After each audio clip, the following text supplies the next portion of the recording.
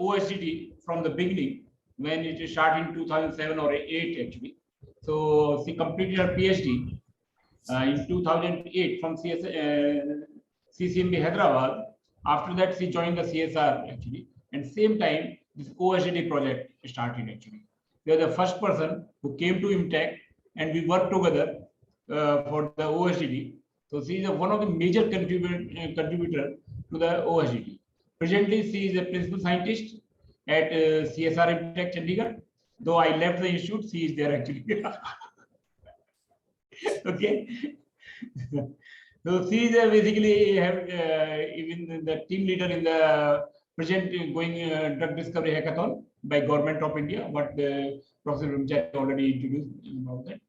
She has one thing I like. I know that she has a number of awards, Newton Baba Fellowship, and other things. I know it actually. That's another part. But I like one thing: dedication towards the science. Actually, she is a passion. Actually, she never ever thought about anything when she worked on the any project. Actually, she worked on the OSDD. She worked on this hackathon or any project actually. So she is one of the dedicated researcher actually who love to do something actually in the life. Actually. That's the important part. Though he has done a lot of things like video game awareness, which is basically approved by WHO for AMR demonstrations. So I will not take much time actually. I will request Anshu to give it. Thank you, Dr. Raghav. Are my slides visible? Yes.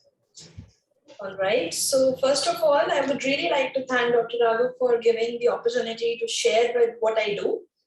And the reason that I have not placed a very specific title for my presentation, because I thought the theme of this session in HIT Summit is open source drug discovery. So I would like to take a few examples of how the community develops resource for themselves and how these resources can be made available for everybody else. So I'll take a few examples today. And since it's a health summit, I'll not just focus on drug discovery, but I'll take at least one example where we can use these data sets for better diagnosis. So my lab basically can be summarized in this one slide.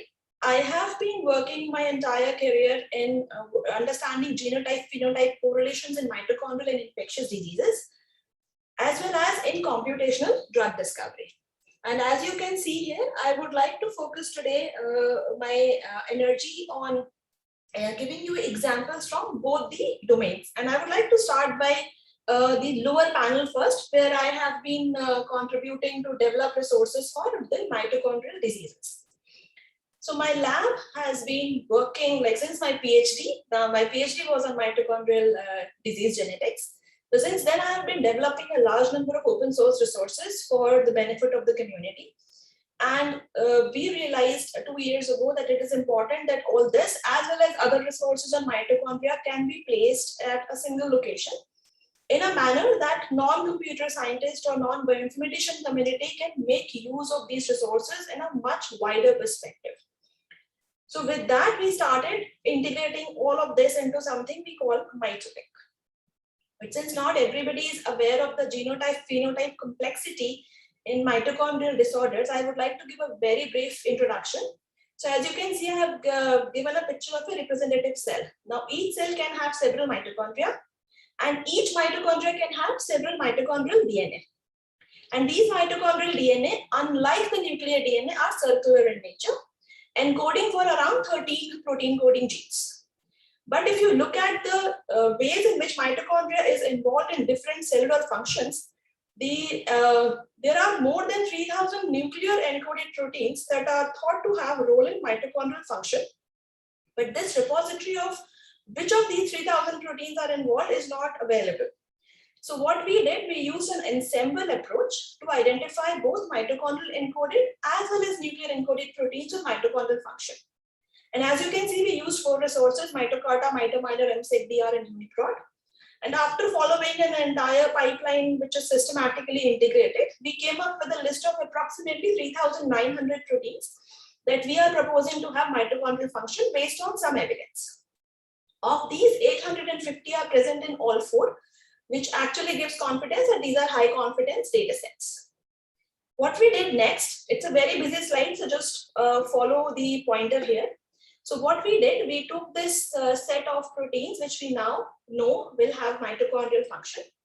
We identified clinically actionable variation in these mitochondrial proteins and mapped them to the Genome Asia project, for which the data set came last year.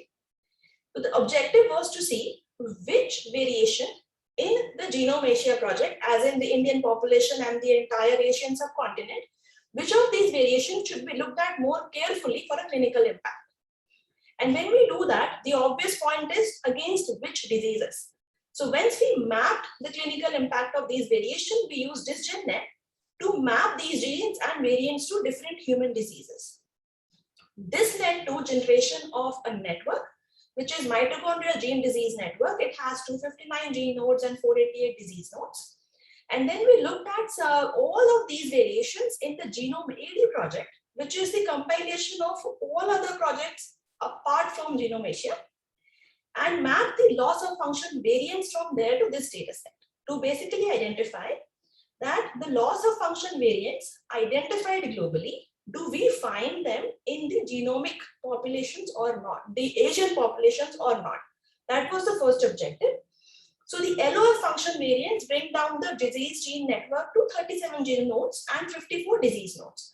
So these are the genes in which LOF functions could be mapped from the Genome AD project. But one important thing we noticed, that in several genes, none of the loss of functional variants in Genome AD are observed in the Asian population dataset. However, in these genes, you do find the status of several other SNPs to be pathogenic in ClinVar. Now, this gives us a very big thing to think about, the point that the Genome AD project, which is basically a compilation of more than 15,000 complete genomes and more than 125,000 exome projects, there is near complete absence of representation from Middle East, Central and Southeast Asia, Oceania, and these gaps must be addressed if we are to fully understand the distribution and effect of human genetic variation. Secondly, what we also noticed is that different variations may contribute to similar phenotypic outcomes, because USH2A, GCK, PDX1 and TTN, they are mapping to eye disorders of different types, but the variation present in other population versus what you see in Asia or India are not the same. So we need to have a population specific marker panel, even if we are looking for the same disease gene association. We went a step further ahead and then try to look at enriched pathways in these prioritized 259 gene sets. And what we saw is that the defects in vitamin and cofactor metabolism of lipids and carbohydrates, DNA repair pathways, glycosylate metabolism are some of the pathways which seem to be very important in disease predisposition in the Asian populations. So to briefly conclude, we did this entire exercise, and what we are trying to now say that population specific loss of function variant are critical. We cannot just take a loss of function variant from some other population and assume it to be playing a role in the Asian data sets. And this is also the first platform where one can actually study comorbidities with respect to mitochondrial dysfunction in a very systematic fashion. Now, with this huge data set, we could ask a few questions. But there are other people who can ask much more questions on the same data with and using the tools that we have used. So what we decided is we provided all of these resources into a single Galaxy-based platform so that anybody has any questions on this data, they can generate these computational workflows. For those of who you don't know how Galaxy works, you don't need to install anything. There is a minimum learning curve. And a lot of these high-end computational pipelines can be generated on the fly. So you need not be a computer scientist or a mathematics expert to work on this resource. You have a biological question, you can answer it. And this got accepted in Mitochondrial a few days ago. So this resource is again available on this link, and I would really request everybody to go ahead and use it. In addition to contributing such resources, I'm also part of a mitochondrial DNA expert review committee globally. In 2016, the Mitochondrial Medicine Society recommended next generation sequencing as the first line of diagnosis of mitochondrial diseases. Now, this was a game changer because at that point in time, the criteria to define a mitochondrial variant pathogenic, and clinically important did not exist. It was very poorly documented.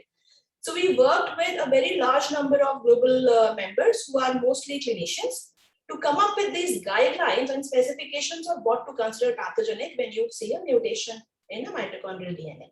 And this again is available in Human Mutation last year. So I would recommend anybody of you working on these kind of resources to refer to these guidelines before making any research or clinical assessment.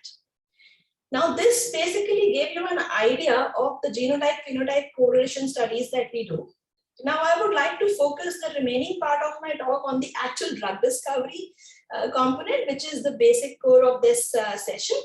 So as you can see, there are several resources on the top panel of the slide that I and my lab has developed over a period of time.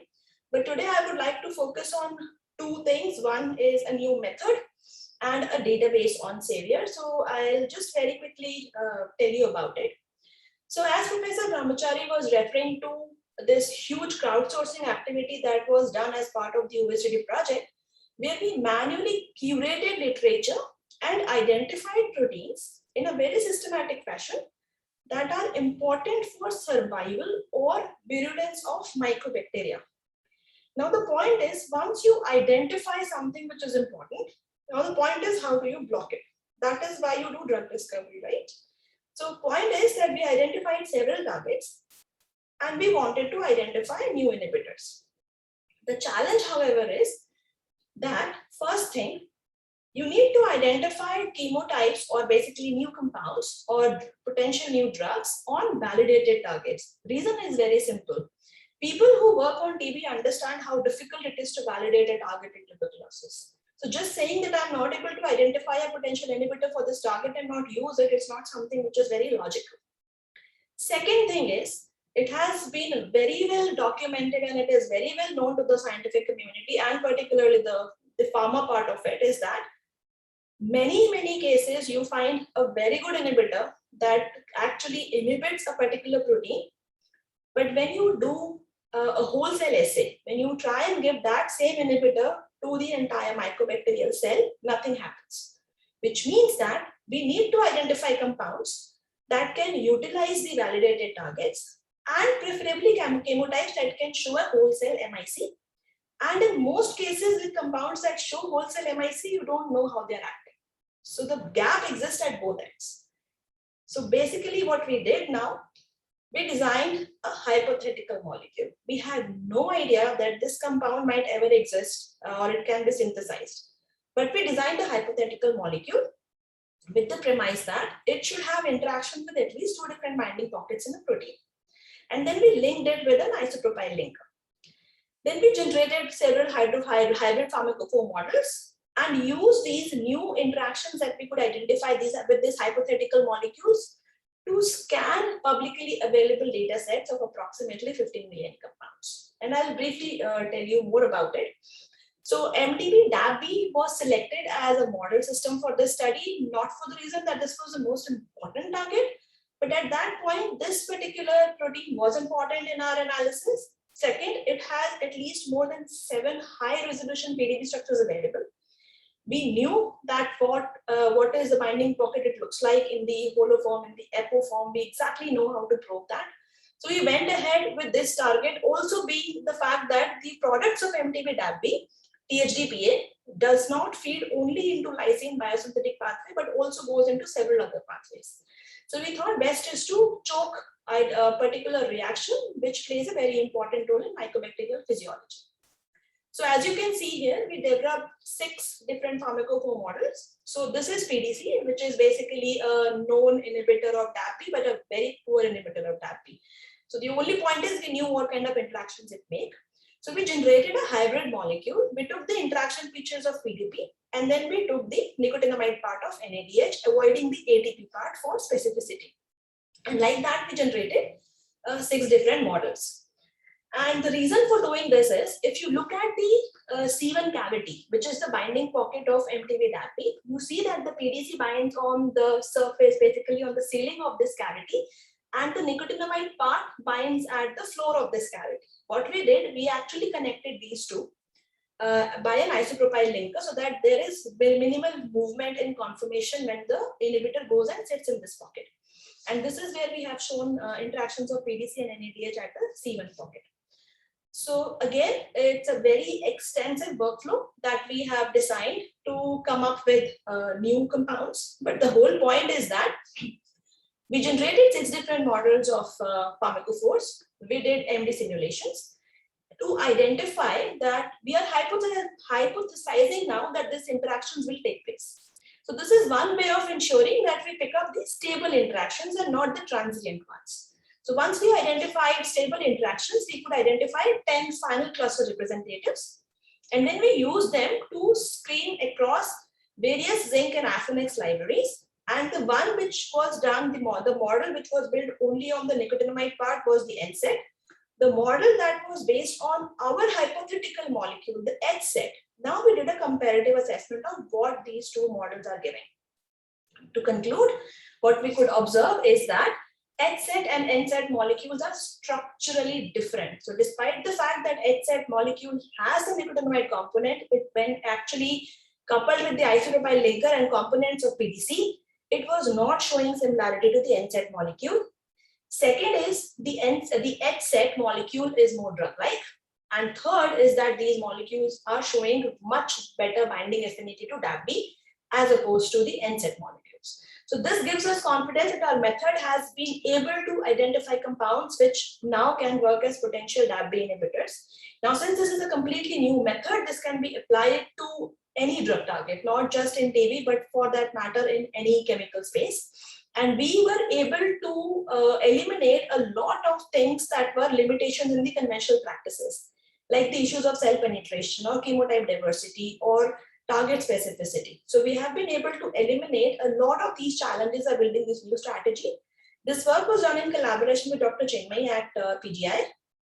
And this paper you can read in Frontiers in Chemistry, which was published last year. Now, after this, I would like to cover the last part of my presentation. And that is basically on something that all of us are very much aware of, the COVID-19 pandemic. So last year when we were all in lockdown, I'm not a virologist, but it was very hard not to do anything about the pandemic. So the first thing I did was to went to PubMed and did a search on COVID-19. As you can see, all of us are aware of this fact that the number of papers were really going out of hand to understand what was really happening. So since I could handle compounds or drugs in an in silico fashion, I thought let me start looking at what kind of compounds the community is proposing as potential SARS-CoV-2 inhibitors. There were several publications claiming inhibitors of SARS-CoV-2, as obviously, but there was no idea, are they proposing different inhibitors? What methods have they applied to identify them? Are there unique set of compounds? Do we understand the SARS-CoV-2 inhibitor space? Are these molecules drug-like? So is there any essence to where and what we should focus on? So it was a lot of data being done, but without any systematic understanding of where we are going with it. So this became the motivation for me, and I'll show you the team later, to come up with a solution saying that we have papers in PubMed and all archives, and there were several initiatives going on at that time. So we thought, why not consolidate all of that into a single platform for the benefit of the community so that they know they can come here and look at which compounds one should be working on. So when we did that, we actually generated a structured knowledge base. We call it SAVIOR, SARS-CoV-2 Inhibitor Open Repository. And we started curating the structure of these compounds along with their bioactivity, along with what assays were applied to it, and several other things, whether they are new or repurposed. And then use this library to compare with existing libraries, do drug-like analysis, and show that are these compounds all same, because most antiviral inhibitors are nucleoside inhibitors generally. So we wanted to make sure that is this the same class of compounds, or are we looking at something different? So again, for the benefit of the students in the audience, when we did a comparison with existing libraries, I would very quickly tell you what these libraries are. So the first one on our list was Coconut. It is the largest collection of open natural products available. Basically, it's a library of natural products, and it is more than 400,000 unique molecules. We all know the significance of natural products in drug discovery because more than 50% of newly developed drugs are based on natural products. They have very diverse biological activity and they are chemically very, very diverse. They have more drug-like properties. So there were several reasons to select this library for our comparison. The second library was Prestrict. Again, it's a chemical library with approximately 1,500 off-patent drugs. It's a large degree of chemical and pharmacological diversity within this, as you can see from the pie chart. But the point is, their safety data in humans is available. So you know which one of them may or may not progress downstream. And there is a lot of reuse of this library over the years. The third library we selected was Pathogen Box for obvious reasons. This is a library where one can order these boxes free of cost from MMB. So it's also easy to test them out. So there are like 400 diverse drug-like molecules against neglected diseases of interest. And as you can see, dengue is already there. So there is some antiviral component in this pathogen library, but we wanted to see whether the people who are working on anti-SARS-CoV-2 inhibitors are, do these molecules look like them? And the last one, second last one is the chemical abstract service. For the chemists in the community, you don't need to know what this is, but for the others, this is a library or a curated database of chemical information which is compiled and maintained by the American Chemical Society. This is generally proprietary in nature, so you need to subscribe to access this library. But when COVID-19 pandemic hit the entire world, what they did, they released 50,000 chemical structures in public domain last year. And these are known antiviral drugs and related chemical compounds that are structurally similar to known antivirals, so that the drug discovery efforts in SARS-CoV-2 can be supported. The last library we used is Postera, and I'm pretty sure most of you who work in open science domain are following them because they were the first people to solve the SARS-CoV-2 main protease structure at a very high resolution. And then they released a large number of fragments which were binding to this SARS-CoV-2 main protease, inviting the community to build on these fragments as full compounds. And this open project actually led to curation of more than 5,000 compounds, which now are being screened on SARS-CoV-2 again through a very centralized effort. So when we used all of these libraries and compared to the library that we generated, so this is right now what I'm showing you, is the data of 447 unique compound molecules in Savior. As of today, this number is more than 1,500. I'm not showing that to you because we are still doing the quality checks on structure of the remaining 1,000 compounds, and the data will be out very, very soon. So as you can see from even the initial set that we generated, which is approximately 450 molecules, there were at least 172 compounds showing very high similarity at 10 meter dissimilarity coefficient of 0.15. 172 compounds look like coconut natural product libraries, 53 as known antiviral drugs, 84 compounds were in the Prestrict library, 4 compounds in the Pathogen Box, and 20 compounds in Postera. Now this gives confidence that the community is actually trying to work out different things and not everybody is looking at the same chemical space. The second thing we did was to apply several drug-like filters to see can we prioritize now these 450 for testing further downstream. So as you can see, we applied PAN, assay inference compounds, which is your PAINS filter. It is nothing but, as you can see in the diagram, these are drug molecules which are extremely promiscuous in nature. They go and react non-specifically to a number of biological targets, and you don't want these compounds in your library. So we eliminated all promiscuous compounds from the database. And then once you apply other filters, you are left with only 6 compounds. So you imagine we started with a much larger number, but even in silico prioritization of these molecules come up with a list of very small data set. The point is that since we are now looking at 1,500 compounds, the data will obviously increase, but still the percentage of compounds to be taken forward will still be lower than what we started with. And the last thing we did, as I told you, diversity analysis, near neighbor. So we actually, if you look at this diagram, I would like to tell you that this is a customized circle. So every line here is representing a single molecule in the Savior library. And if you look at the innermost circle here, if a compound here looks similar to a compound here, there is a line or an arc drawn between them. And as you can see that there are several compounds in the library which look similar to each other. Still, more than half of Savior library is singletons, which means that Savior is a diverse set of library and these are not the same compounds. We have provided all of this data into a searchable database. It can be accessed on this link. If you would like to participate and contribute in the project, there are links available to join us on Slack, on Google, whatever platform works for you, and we can make it even better. We also have provided a search utility in which if you are developing a new compound and would you like to know what kind of compounds are already being worked for SARS-CoV-2, you can do a systematic structure-based search for one or several compounds at the same time. So this basically was our contribution to make sure that there is something for us to handle the pandemic. And I cannot conclude without showing you this extremely talented team of kids who actually contributed here. As you can see, there are undergrad students, there are post-graduation, PhDs, postdocs, faculty from all across the world, including US and UK. So this, I owe it to the team. The last part, which I also mentioned in my abstract, was a game on awareness of antimicrobial resistance that we called as ARMOR. Now, since the project or the title of my presentation today is Open Science is not only about open access. Open science is also about science communication. It is also about ethics. It is also about the fact that how do we communicate science in a very systematic fashion. And when we do, how do we follow standards? So it's basically a compendium of all of this put together that drives open science. So one of the things that I was very passionate about doing was to develop something that can generate awareness on AMR.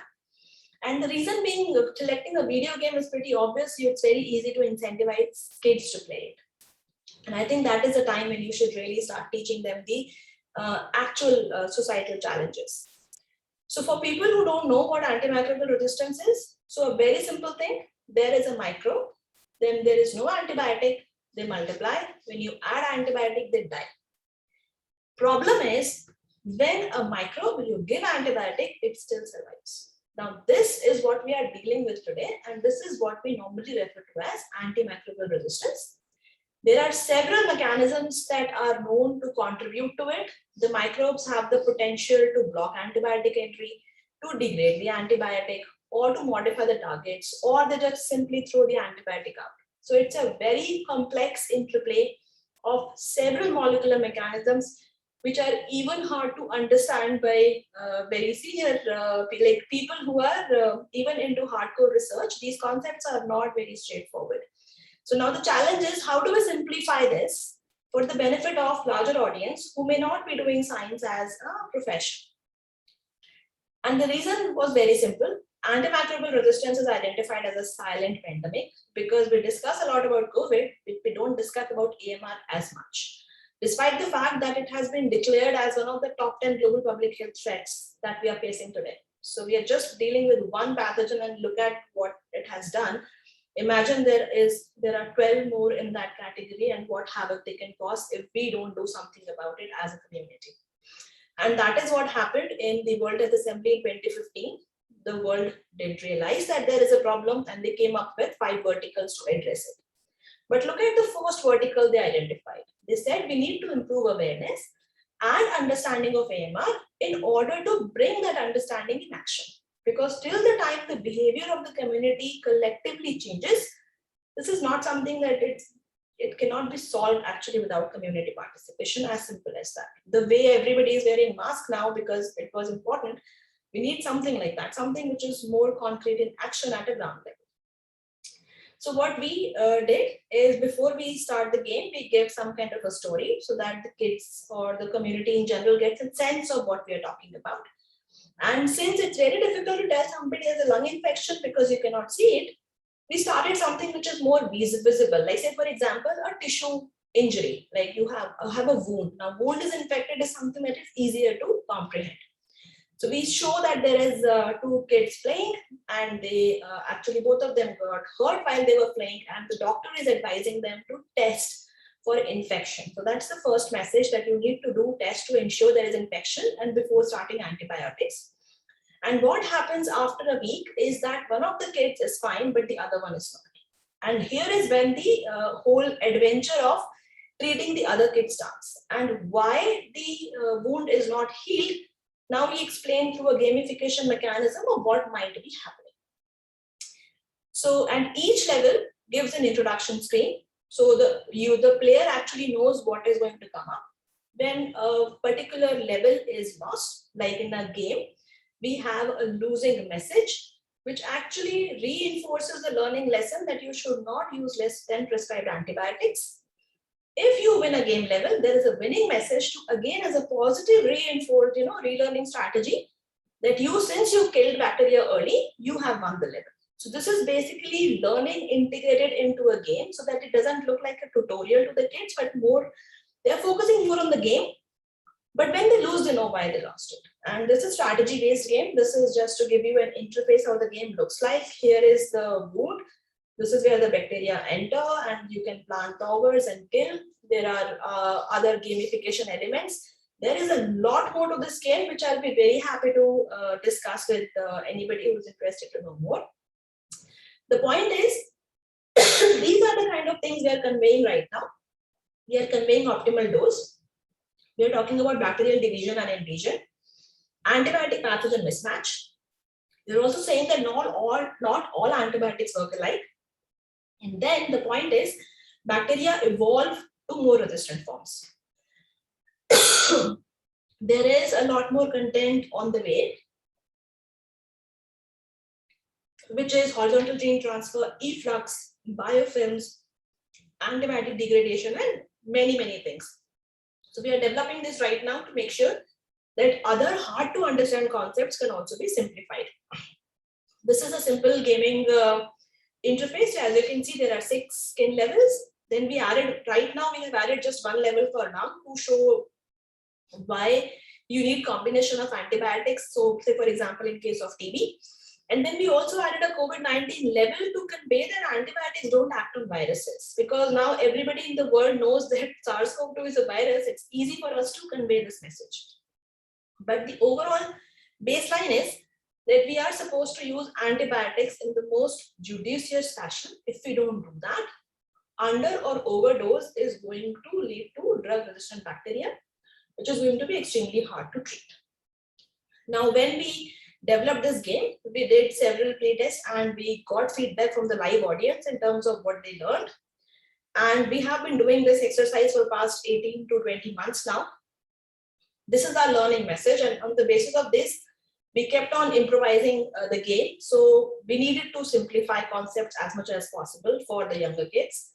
There has to be a replay appeal. Why should I come back and play again? So that is why we introduced several levels. Graphics are very important to the kids. So if they don't like the graphics, they don't like to play the game. Content heavy. The game has to have a lot of content. And of course, music was something that was recommended to be by several people. So we have very fancy music for each game level, which matches with the theme of each level, what it does. And now Armor is being developed as part of the Jigyasa initiative, and we plan to do a playtest with 100,000 students across the Jigyasa platform very soon. We are covered by local media last year to basically show that how this, we launched a teaser actually last year for this game.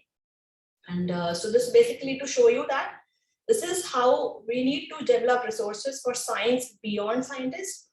And we entered the game into the educational game competition, which is a very difficult competition. It's a global one. But we, in the first round itself, we managed to get into the final round of this competition, which is pretty good. We got some very nice feedback. And more recently, the game is endorsed by WHO India, which gives us confidence that the serious scientific organizations are looking at these kind of interventions for generating awareness. Now, there are several other ongoing projects in the lab, which I may not be discussing today, but if you have interest in gram-negative infections, drug-resistant determinants, or if you have in fact interest in non-tubercular mycobacteria, I'll be very happy to discuss with you further on these topics. Now, as Professor Brahmachari was referring to in his presentation also, we have managed to interface with a lot of young kids. And this is basically to show you that I had worked personally with a lot of kids, and we collectively published a lot of papers in international journals where we have contributed new data sets, new methods, and new understanding of disease biology. Now, of particular interest to me are these two kids. The reason being that they did their first publication being in my lab when they were still in school. So the whole point is, I think our identification of talent for science starts very late. And I was not the only one who could spot this talent. So because Pooja went ahead to become the Gates Cambridge Fellow, Ashma went ahead to become the Goldwater Scholar Fellow, extremely difficult fellowships with heavy global competition. But the point is that these kids were extremely talented and they just needed the right type of guidance to take science as a career. And I think that's really rewarding and amazing, which keeps you going. Now, before I conclude, I would, since the entire open science community is here, I would like to raise two challenges that I face as an open science practitioner. One is that this issue.